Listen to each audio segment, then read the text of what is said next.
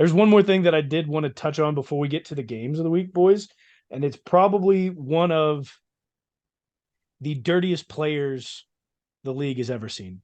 Not Vontez Burfict. I didn't say the number one dirtiest player, but one of the dirtiest players the league has ever seen hails from New England, Mr. Mac quarterback Jones. Mac Jones. I think we need to talk about this man a little bit after even further bringing that conversation to him this weekend by hitting Sauce Gardner in his nether regions. He and Sauce Gardner was able to bring video to light on why he shoved Mac Jones down to the ground, and that was with video evidence for hitting him in the nuts. He's also had other incidents where he has, after throwing a pick, tackled Brian Burns, defensive end outside linebacker for the Carolina Panthers, and gator rolled his ankle after he was already down. He has also had multiple instances of sliding, giving himself away as a quarterback has the ability to do, with his spikes from his cleats up in the air, going directly at other players, not laying them down.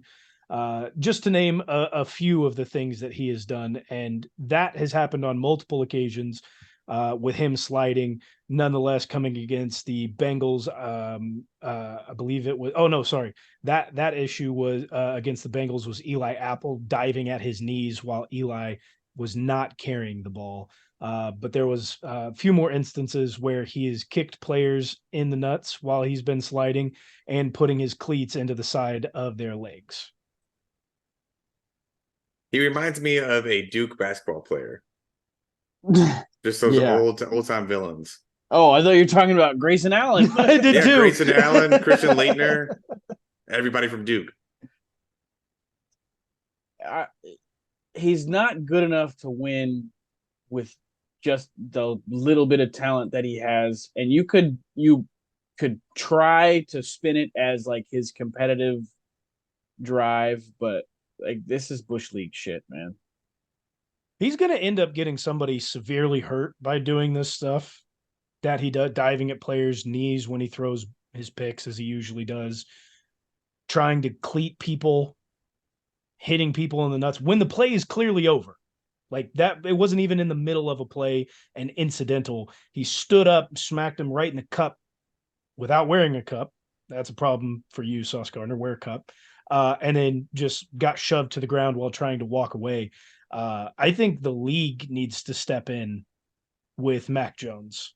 There needs to be, you can't have that sort of, even though it's Bush League, you can't have that sort of stuff out there because as soon as a quarterback goes to slide and players are giving themselves up not to injure a player who's also giving themselves up and then get ran straight with cleats into their legs, that's not a good look.